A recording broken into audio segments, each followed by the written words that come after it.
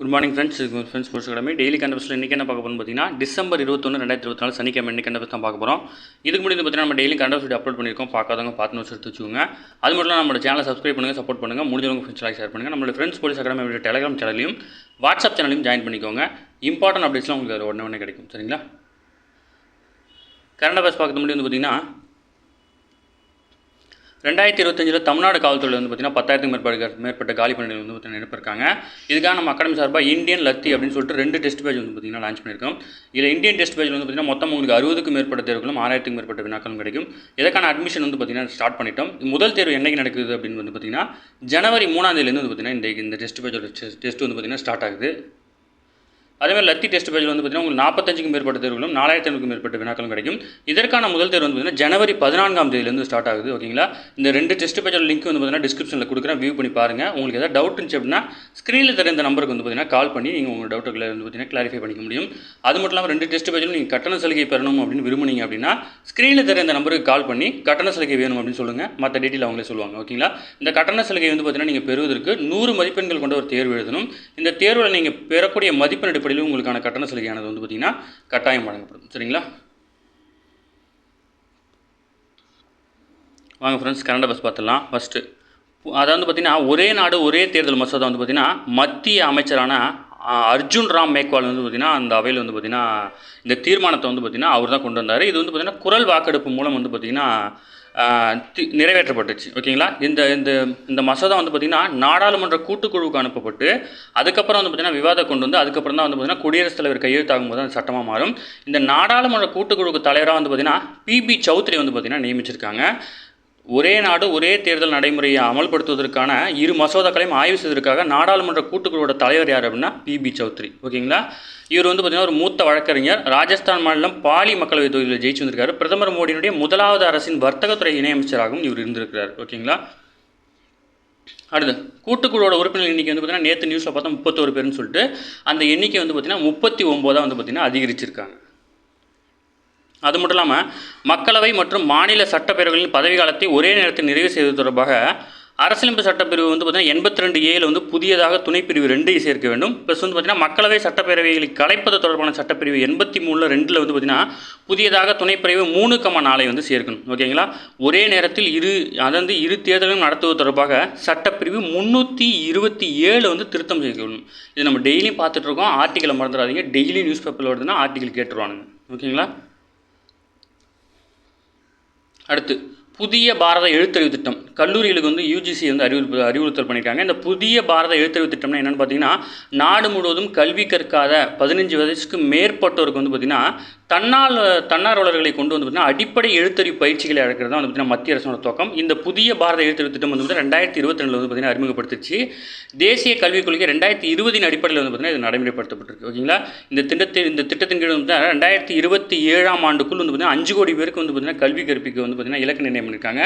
இதில் UGC என்ன சொல்லியிருக்காங்க அப்படின்னா கல்லூரி படிக்கக்கூடிய மாணவர்களை பார்த்தீங்கன்னா இதில் இணைச்சிக்கணும். தன்னார்வலர்களாக தங்களை இணைச்சிக்கிட்டு நிறைய பேருக்கு கல்வி கொடுக்கணும் அப்படின்னு சொல்லியிருக்காங்க. இப்போ இது எக்ஸாம்பிள் சொல்லணும்னா உங்கள் ஊரில் பார்த்தீங்கன்னா படிக்காத வயசானவங்களாம் இருப்பாங்க. பார்த்தீங்களா? நீங்கள் காலேஜெலாம் முடிச்சுட்டு அந்த ஒரு ஸ்டேஜில் 30 வயசுக்கு மேலே இருக்கிறவங்களுக்குலாம் 15 வயசுக்கு மேலே இருக்கிற எல்லாருக்குமே உண்டு. நீங்கள் 70 வயசாக இருந்தாலும் படிக்கலாம், எப்படியா இருந்தாலும் இது தன்னார்வலர்கள் மூலம் பார்த்தீங்கன்னா இது நடத்தப்படுது.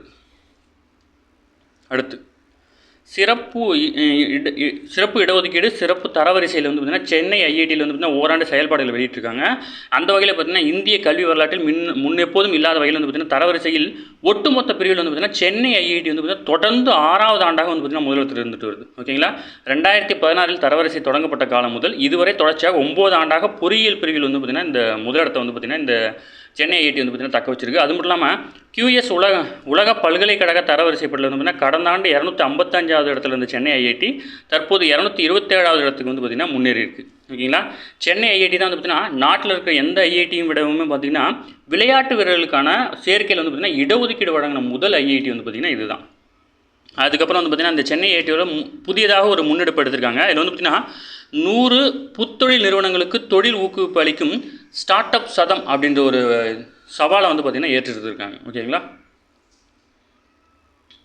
அடுத்து அதாவது சுய உதவி குழுக்கள் ஏற்பாட்டின் பேர் வந்து பார்த்தீங்கன்னா சென்னை மெரினாவில் உணவு திருவிழா வந்து பார்த்தீங்கன்னா வெள்ளிக்கிழமை அதாவது வந்து பார்த்தீங்கன்னா நேற்று தொடங்கிடுச்சு.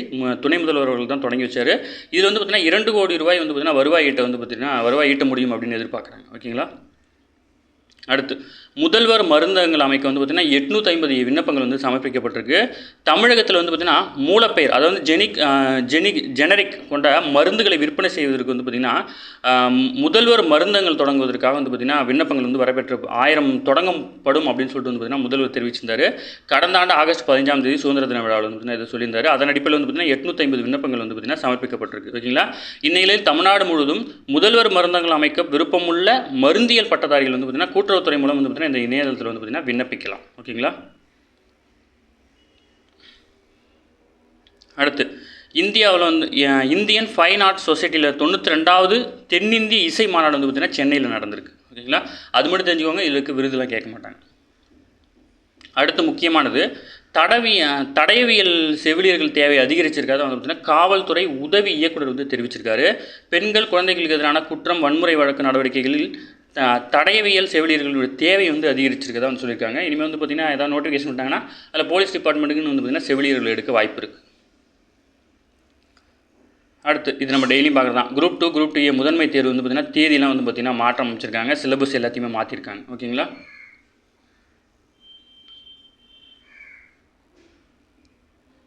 நம்ம எக்ஸாம் பாயிண்ட் ஆஃப் வியூ பார்க்குறோம். அதனால் முக்கியமான கொஸ்டின் டிஎன்யூஎஸ்ஆர்பி டிஎன்பிசி எல்லோரும் கேட்கக்கூடிய கொஸ்டின் தான். இந்தியா உலகிற்கு வழங்கிய கொடைகள் வந்து பார்த்திங்கன்னா யோகாவும் தியானமும் ஒன்று. அது மட்டும் இல்லாமல் ஐநா சபை வந்து பார்த்திங்கன்னா யோகாவை வந்து பார்த்திங்கன்னா ஆல்ரெடி அங்கீகரிச்சிருக்காங்க. அதேமாதிரி வந்து பார்த்திங்கன்னா சர்வதேச தியான தினமாக வந்து பார்த்திங்கன்னா டிசம்பர் 21ஆம் தேதி வந்து பார்த்திங்கன்னா அறிவிச்சிருக்காங்க. ஓகேங்களா. இது நம்ம ஆல்ரெடி பழைய ப்ரீவியஸ் கரண்ட் அஃபேர்ஸில் போட்டிருக்கோம். டிசம்பர் 21ஆம் தேதி வந்து பார்த்திங்கன்னா சர்வதேச தியான தினமாக அங்கீகரிச்சிருக்கு ஐநா. அடுத்து பிரதமர் மோடி வந்து பார்த்திங்கன்னா குவைத் பயணம் மேற்கொள்கிறார். குவைத் மன்னர் ஷேக் அல் அகமது அல் ஷபா அவருடைய அழைப்பை ஏற்று குவைத்துக்கு வந்து பார்த்திங்கன்னா பிரதமர் வந்து பார்த்திங்கன்னா பயணம் மேற்கொள்ளிருக்காரு. இதற்கு முன் 1981ஆம் ஆண்டு இந்திய பிரதமராக இந்திரா காந்தி தான் குவைத்துக்கு போயிருக்காங்க. அதுக்கப்புறம் வந்து பார்த்திங்கன்னா பிரதமர் மோடி அவர்கள் தான் வந்து பார்த்திங்கன்னா குவைத்துக்கு வந்து பயணம் செய்கிறார். அடுத்தது இதில் வந்து நிறைய கொஷின்ஸ் இருக்குது. டிஎன்பிசி டிஎன்எஸ்ஆர்பி எல்லாருக்குமே தேவைப்படும். கண்டிப்பாக நோட் பண்ணிக்கோங்க. புதுப்பிக்கத்தக்க எரிசக்தி உற்பத்தியில் வந்து பார்த்திங்கன்னா நாட்டுக்கே தமிழ்நாடு தான் வந்து பார்த்திங்கன்னா முன்னோடியாக திகழ்ந்து வருகிறது. ஓகேங்களா. ஏன்னா முதல் முறையாக 1986ஆம் ஆண்டு காற்றாலை மூலமாக வந்து பார்த்திங்கன்னா தமிழ்நாடு மின்சார உற்பத்தி செய்யப்பட்டுச்சு. ஓகேங்களா. 1986லேயே ஸ்டார்ட் பண்ணிட்டோம். காற்றாலை மின் உற்பத்தியில் சுமார் 11,000 மெகாவாட் நிறுவுத்திறனுடன் வந்து பார்த்திங்கன்னா இந்தியாவிலேயே 2வது இடத்துல இருக்குது தமிழ்நாடு. ஓகேங்களா. சூரிய சக்தி மின் உற்பத்தியில் வந்து பார்த்திங்கன்னா 9,400 மெகாவாட் திறனுடன் வந்து பார்த்திங்கன்னா 3வது இடத்துல தமிழகம் இருக்குது. ஓகேங்களா. புதுப்பிக்கத்தக்க எரிசக்திக்குன்னு தனியே தமிழ்நாடு பசுமை மின் உற்பத்தி நிறுவனம் உருவாக்கப்பட்டிருக்கு. ஓகேங்களா. புதுப்பிக்க எரிசக்திக்காக வந்து பார்த்திங்கன்னா தனியாக ஒரு டிபார்ட்மெண்ட்டே உருவாக்கி வச்சுருக்காங்க. ஓகேங்களா. 2030ஆம் ஆண்டுக்குள் வந்து பார்த்திங்கன்னா புதுப்பிக்கத்தக்க எரிசக்திக்கான அளவை 43% உயர்த்த வந்து பார்த்திங்கன்னா மத்திய அரசு இலக்கு நிர்ணயம் இருக்குது. ஆனால் தமிழ்நாடு வந்து பார்த்திங்கன்னா 50% அதை உயர்த்தணும் அப்படின்னு சொல்லிட்டு இலக்கு நிர்ணயம் பண்ணியிருக்காங்க. ஓகேங்களா. இதெல்லாம் டிஎன்பிசியில் அப்படியே லட்டு மாதிரி கேட்டுருவாங்க. 2023ஆம் ஆண்டு வந்து புதுப்பிக்க எரிசக்தி அளவை வந்து பார்த்திங்கன்னா மத்திய அரசு எவ்வளோ இலக்கு நிர்ணயம் பண்ணியிருக்குன்னா 43. ஆனால் தமிழ்நாடு வந்து பார்த்திங்கன்னா அதை தாண்டி 50ன்னு நிர்ணயம் பண்ணியிருக்காங்க. ஓகேங்களா. அடுத்து வந்து பார்த்திங்கன்னா புதுப்பிக்கத்தக்க மின் உற்பத்தியில் வந்து பார்த்திங்கன்னா தமிழ்நாடு நாட்டிலேயே முதலிடத்தில் இருக்குது. ஓகேங்களா. இது மட்டும் தான் எக்ஸாம் பாயிண்ட் ஆஃப் வியூவில் அவ்வளோ மட்டும்தான். இதை மட்டும் நோட் பண்ணிக்கோங்க. அடுத்து நாடாளுமன்ற வளாகத்தில் வந்து பார்த்திங்கன்னா நடமாடும் மருத்துவ மையத்தை வந்து பார்த்திங்கன்னா வெள்ளிக்கிழமை வந்து பார்த்திங்கன்னா மக்களவையோட தலைவரான ஓம் பிர்லா அவர்கள் வந்து பார்த்திங்கன்னா தொடங்கி வச்சிருக்காரு. மக்களவையோட தலைவர் ஓம் பிர்லா அப்படின்றத ஞாபகம் வச்சுக்கோங்க. மாநிலங்களவையோட தலைவர் யார் அப்படின்னா ஜெகதீப் தன்கர். அடுத்து இது நம்ம ஆல்ரெடி பார்த்தா தான், ஜஸ்ட் இன்ஃபர்மேஷன் தான். அதாவது பட்டியலின எஸ்சி பிரிவில் வந்து பார்த்திங்கன்னா சமூக மற்றும் கல்வி ரீதியாக மிகவும் பின்தங்கிய சமூகங்களை மேம்படுத்த உதவும் வகையில் வந்து பார்த்திங்கன்னா இடஒதுக்கீட்டில் வந்து பார்த்திங்கன்னா உள்ஒதுக்கீடாக வந்து பார்த்திங்கன்னா உள்ஒதுக்கீடு வழங்க மாநிலங்களுக்கு வந்து பார்த்திங்கன்னா உச்சநீதிமன்றம் அனுமதி வழங்கி ஆகஸ்ட் 1ஆம் தேதி வந்து தீர்ப்பளிச்சிட்டாங்க. இது வந்து பார்த்திங்கன்னா ப்ரீவியஸ் கரண்ட் அஃபேர்ஸில் பார்த்துட்டோம். இருந்தாலும் உங்களுக்கு ஒரு டைம் ஞாபகப்படுத்துகிறேன். ஓகேங்களா. அடுத்து இன்று வந்து பார்த்திங்கன்னா 55வது ஜிஎஸ்டி கவுன்சில் கூட்டம் வந்து பார்த்திங்கன்னா நடைபெறுது. 54வது ஜிஎஸ்டி கவுன்சில் கூட்டம் வந்து பார்த்திங்கன்னா ஆல்ரெடி வந்து பார்த்திங்கன்னா நடந்துருச்சு. இதில் வந்து பார்த்திங்கன்னா புதுடெல்லியில் தான் நடந்துச்சு. இதில் மத்திய நிதியமைச்சர் நிர்மலா சீதாராமன் வந்து பார்த்திங்கன்னா நிறைய திட்டங்களை வந்து கொண்டு வந்தாங்க. அதேமாதிரி வந்து பார்த்திங்கன்னா 55வது ஜிஎஸ்டி கவுன்சில் கூட்டம் எங்கே நடக்குது அப்படின்னா ராஜஸ்தான் மாநிலம் ஜெய்சல்மாரில் வந்து பார்த்திங்கன்னா நடக்குது. இந்த 54வது ஜிஎஸ்டி கூட்டத்தில் வந்து பார்த்திங்கன்னா ஆயுள் மற்றும் மருத்துவ காப்பீடு நிறுவனங்களுக்கான ஜிஎஸ்டியை குறைப்பது தொடர்பாக வந்து பார்த்திங்கன்னா ஒரு குழு அமைச்சிருக்காங்க. இது வந்து பார்த்திங்கன்னா பீகாரோட துணை முதல்வரான சாம்ராஜ் சௌத்ரி தலைமையில் வந்து பார்த்திங்கன்னா 13 பேர் கொண்ட குழு வந்து பார்த்திங்கன்னா அப்போ அமைச்சிருந்தாங்க. ஓகேங்களா, அதை பற்றி இப்போ விவாதம் நடக்க வாய்ப்பு இருக்குது. இந்த குழு வந்து பார்த்திங்கன்னா 54வது, அது வந்து போன ஜிஎஸ்டி கூட்டத்தில் வந்து பார்த்திங்கன்னா அமைச்சது. இப்போ 55வது ஜிஎஸ்டி கூட்டம் வந்துருச்சு. இதில் வந்து பார்த்திங்கன்னா இதை பற்றி விவாதங்கள் நடக்க வாய்ப்பு இருக்குது. அடுத்து 7628 கோடியில் வந்து பார்த்திங்கன்னா வஜ்ரா பீரங்கிகள் கொள்முதலுக்கு வந்து பார்த்திங்கன்னா எல்என்டி நிறுவனத்தோட வந்து பார்த்திங்கன்னா ஒப்பந்தம் மேற்கொள்ளப்பட்டிருக்கு. இந்திய ராணுவத்துக்கு வந்து பார்த்திங்கன்னா K9 வஜ்ரா பீரங்கிகளை கொள்முதல் செய்வதற்காக வந்து பார்த்திங்கன்னா எல்என்டி நிறுவனத்துடன் வந்து பார்த்திங்கன்னா இந்த ஒப்பந்தம் மேற்கொண்டிருக்காங்க. இது வந்து பார்த்திங்கன்னா ஒப்பந்தம் வந்து எந்த அடிப்படையில் மேற்கொள்கிறாங்க அப்படின்னா மேக் இன் இந்தியா மற்றும் தற்சார்பு இந்தியா ஆகிய திட்டங்களின் அடிப்படையில் வந்து பார்த்திங்கன்னா இதை மேற்கொள்கிறாங்க. ஓகேங்களா, அதேமாதிரி மனித உரிமை ஆணைய தலைவர் பதவிக்கு வந்து பார்த்திங்கன்னா டிஒய் சந்திரசூட் பெயர் வந்து பார்த்திங்கன்னா பரிந்துரைக்கப்பட்டிருக்கிறதா வந்து பார்த்திங்கன்னா வதந்திகள் பரவணுச்சு. இதுக்கு வந்து பார்த்திங்கன்னா அவர் இல்லைன்னு மறுப்பு தெரிவிச்சிருக்கிறார். ஓகேங்களா, நம்ம நேற்று தான் பார்த்தோம் இந்த மனித உரிமை ஆணைய தலைவர் வந்து பார்த்திங்கன்னா தேர்ந்தெடுக்க வந்து குழு வந்து பார்த்திங்கன்னா அமைச்சிருக்காங்கன்னு சொல்லிட்டு. இதில் வந்து பார்த்திங்கன்னா உச்சநீதிமன்றத்தினுடைய 50வது தலைமை நீதிபதி தான் டிஒய் சந்திரசூட். ஓகேங்களா, இவர் ஓய்வு பெற்றார். இப்போ 51வது நீதிபதி வந்திருக்காரு. ஓகேங்களா, அடுத்தது NHRC, அதாவது பார்த்திங்கன்னா மனித உரிமை ஆணையத்துடைய தலைவரை வந்து பார்த்திங்கன்னா யார் தேர்ந்தெடுப்பா அப்படின்னா அந்த தேர்ந்தெடுப்பு குழுவில் வந்து பார்த்திங்கன்னா பிரதமர், மத்திய உள்துறை அமைச்சர், அது மட்டும் இல்லாமல் மக்களவைத் தலைவர், மக்களவை எதிர்க்கட்சி தலைவர், மாநிலங்களவைத் தலைவர், மாநிலங்களவை எதிர்க்கட்சி தலைவர். ஓகே, இவங்க எல்லாமே இருப்பாங்க. 6 பேர் அடங்கிய குழு வந்து பார்த்திங்கன்னா இவங்களை தேர்ந்தெடுப்பாங்க. இந்த குழுவினுடைய பரிந்துரை ஏற்று தான் வந்து பார்த்திங்கன்னா குடியரசுத் தலைவர் வந்து பார்த்திங்கன்னா அவங்க நியமிப்பாங்க. இதெல்லாம் முக்கியமான கொஸ்டின், நோட் பண்ணிக்கோங்க. இந்த குழுவில் இடம்பெறாதவங்க யார் அப்படின்னு கூட கேட்கலாம். ஓகேங்களா, இதெல்லாம் எஸ்ஐ லெவலில் கேட்குற கொஸ்டின், எஸ்ஐ டிஎன்பிசியில் கேட்குற கொஸ்டின். மற்றபடி வந்து பார்த்திங்கன்னா பிசிக்கெலாம் இந்த கொஸ்டின்ஸ்லாம் கேட்டுருவாங்க, சிம்பிளாக இருக்கிற கொஸ்டின்ஸ்லாம். ஓகேங்களா, அடுத்தது பாரா தடகள உலக சாம்பியன்ஷிப் நடத்தும் வாய்ப்பை வந்து பார்த்திங்கன்னா இந்தியா வந்து பெற்றிருக்கு. தில்லியில் அடுத்த ஆண்டு செப்டம்பர் மாதம் வந்து பார்த்திங்கன்னா 26 முதல் அக்டோபர் 5ஆம் தேதி நடைபெறும் இந்த போட்டியில் வந்து பார்த்திங்கன்னா 100க்கும் மேற்பட்ட நாடுகள்லேருந்து 6000க்கும் மேற்பட்டவங்க வந்து பார்த்திங்கன்னா பங்கேற்க இருக்கிறாங்க. ஓகேங்களா, தோஹாவில் நடைபெறும் ஆசிய இளையோர் பளுதூக்கு சாம்பியன்ஷிப்பில் மகளிருக்கான 40 கிலோ அடைப்பிரிவில் வந்து பார்த்திங்கன்னா பங்கேற்ற இந்தியாவின் ஜோஸ்னா சபர் வந்து பார்த்திங்கன்னா 135 கிலோ மற்றும் வந்து பார்த்திங்கன்னா எடையை தாங்கி தங்கம் வென்றிருக்கிறாங்க. ஓகேங்களா, 45 கிலோ எடைப்பிரிவில் வந்து பார்த்திங்கன்னா பாயல் வந்து பார்த்திங்கன்னா 155 கிலோ எடையை தாங்கி வந்து பார்த்திங்கன்னா முதலிடம் பிடிச்சிருக்காங்க. ஓகேங்களா, இவங்களோட பேர் தான் முக்கியம். பேர் எந்த விளையாட்டு மட்டும் ஞாபகம் வச்சா போதும் அவங்க எந்த கேம் ஜெயிச்சாங்க அந்த தேவையில்ல. ரொம்ப ரேராக ஒலிம்பிக்கு, வேர்ல்டு கப்பு அந்த மாதிரி ஜெயிச்சா தான் வந்து பார்த்திங்கன்னா டேரெக்டாக கேட்பாங்க. மற்றபடி இவங்க எந்த விளையாட்டுடன் தொடர்புன்னு கேட்பாங்க. ஹரியானாவுடைய முன்னாள் முதல்வராக இந்த அதாவது பார்த்திங்கன்னா ஹரியானா மாநிலத்தில் வந்து பார்த்திங்கன்னா 5 முறை வந்து பார்த்திங்கன்னா முதல்வர் பதவி வச்சிருக்காரு. இந்திய தேசிய லோக் அதாலம் கட்சியின் தலைவரான ஓம் பிரகாஷ் சௌதாலா. ஓகேங்களா, இவர் வந்து பார்த்திங்கன்னா மாரடைப்பால் காலமாயிட்டார். ஓகேங்களா, இவருக்கு வயது வந்து 89, வயது மூப்பு மற்றும் மாரடைப்பு காரணமாக வந்து பார்த்திங்கன்னா இவர் உயிரிழந்துட்டார். இவர் வந்து பார்த்திங்கன்னா 7 முறை எம்எல்ஏவாக பதவி வச்சிருக்காரு, 5 முறை வந்து பார்த்திங்கன்னா முதல்வர் பதவி வச்சிருக்காரு. அடுத்தது MH370 விமானம் வந்து பார்த்திங்கன்னா தேடுறதுக்கு வந்து பார்த்திங்கன்னா மலேசிய அரசு வந்து பார்த்திங்கன்னா ஒப்புதல் அளிச்சிருக்காங்க.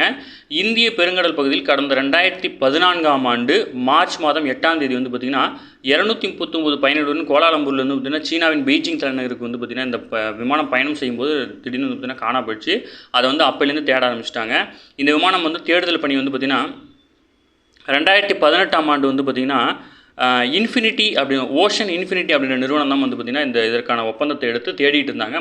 திடீர்னு வந்து பார்த்திங்கன்னா கைவிட்டுட்டாங்க. அதே நிறுவனம் வந்து பார்த்திங்கன்னா மறுபடியும் வந்து பார்த்திங்கன்னா விருப்பம் தெரிவிச்சிருக்காங்க, நாங்கள் தேடித்தரேன்னு சொல்லிட்டு.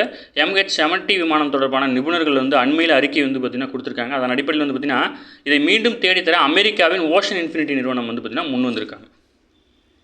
இதே நிறுவனம் தான் முன்னாடி தேடினாங்க, அப்புறம் கைவிட்டுட்டாங்க. இப்போ வந்து நிறையா வந்து பார்த்திங்கன்னா அனலிசிஸ் பண்ணி எந்த இடத்துல தேடினா கரெக்டாக கிடைக்கும் அப்படின்னு சொல்லிட்டு வந்து பார்த்திங்கன்னா இப்போ வந்து கண்டுபிடிச்சி அதுக்கான பணிகளில் இறங்கியிருக்காங்க. ஓகேங்களா, அடுத்து முன்னதாக நகை வர்த்தக நிறுவனமான GRT ஜுவல்லர்ஸ் வந்து பார்த்திங்கன்னா 60 ஆண்டுகால நகைத்துறையில் நம்பிக்கையான உலகின் அதிக எடை கொண்ட காதணிகளை உருவாக்கி கின்னஸ் புத்தகத்தில் வந்து பார்த்திங்கன்னா இடம் பிடிச்சிருக்காங்க. ஓகேங்களா, அடுத்து இந்தியா சிமெண்ட் நிறுவனத்தை வந்து பார்த்திங்கன்னா அல்ட்ராடெக் சிமெண்ட் நிறுவனம் வந்து பார்த்திங்கன்னா டேக் ஓவர் பண்ணுறதுக்கு வந்து பார்த்திங்கன்னா அனுமதி கொடுத்துருக்குறாங்க. ஓகேங்களா, அடுத்து தமிழக கோயில்களில் பயன்பாடின்றி உள்ள 1000 கிலோ எடையுள்ள தங்கத்தை வந்து பார்த்திங்கன்னா வங்கிகளில் முதலீடு செய்து ஆண்டுக்கு 12 கோடி வந்து பார்த்திங்கன்னா வட்டியாக பெற முடியும் அப்படின்னு சொல்லிட்டு அமைச்சர் சேகர்பாபு தெரிவிச்சிருக்காரு. அதற்கான பணிகள் வந்து பார்த்திங்கன்னா நடந்துகிட்டு இருக்கு. அடுத்து முக்கியமான விஷயம், நம்ம எல்லா எக்ஸாம்லையும் கேட்கக்கூடிய எதிர்பார்க்கலாம். கன்னியாகுமரியில் வந்து பார்த்திங்கன்னா திமுக ஆட்சியில் வந்து பார்த்திங்கன்னா திருவள்ளுவர் சிலை வந்து பார்த்திங்கன்னா அமைக்கப்பட்டுச்சு. இதனோட 25 ஆண்டுகால வெள்ளி விழா வந்து பார்த்திங்கன்னா டிசம்பர் மாதம் வந்து கொண்டாடிருக்கிறாங்க. ஓகேங்களா, அதில் வந்து முக்கியமான ஒரு வார்த்தை வந்து முதல்வர் பயன்படுத்தியிருக்காரு. இந்த வார்த்தை ரொம்ப முக்கியம். முப்பில்லா தமிழில் முப்பால் படைத்த ஐயர் திருவள்ளுவருடைய முத்தமிழ் வித்தகர் கருணாநிதி அமைத்த சிலை வந்து பார்த்திங்கன்னா பேரறிவு சிலையாக கொண்டாடுவோம் அப்படின்னு சொல்லியிருக்காரு. பேரறிவு சிலை அப்படின்ற வார்த்தையை பயன்படுத்திருக்காரு. இதை நோட் பண்ணி வச்சுக்கோங்க. ஓகேங்களா? ஓகே ஃப்ரெண்ட்ஸ், இன்றைக்கி கரண்ட் அஃபேர்ஸ் அவ்வளோ தான். இது தாண்டி எதுவுமே கேட்க வாய்ப்பு இல்லை. டெய்லி கரண்ட் அஃபேர்ஸ் டெய்லி பார்த்துருங்க. அப்போ தான் மந்த்லி வீக்லி படிக்கும்போது உங்களுக்கு ஈஸியாக இருக்கும். நம்ம சேனல் சப்ஸ்கிரைப் பண்ணி சப்போர்ட் பண்ணுங்கள். முடிஞ்சவங்க ஃப்ரெண்ட்ஸ்லாம் ஷேர் பண்ணுங்கள். நம்மளோட ஃப்ரெண்ட்ஸ் போலீஸ் அகாடமி அப்படின்னு Telegram channel WhatsApp channel join பண்ணிக்கோங்க. இந்த 2 டெஸ்ட் பேட்சோட லிங்க் வந்து பார்த்தீங்கன்னா நான் கீழே டிஸ்கிரிப்ஷனில் கொடுக்குறேன். வியூ பண்ணி பாருங்கள். உங்களுக்கு எந்த டவுட் இருந்தாலும் ஸ்க்ரீனில் இருந்த நம்பருக்கு கால் பண்ணி நீங்கள் டீட்டெயில் கேட்க முடியும். கட்டண சலுகை தேர்வு எழுதினாலும் எழுதி பாருங்கள். சரிங்களா? Okay friends, thank you.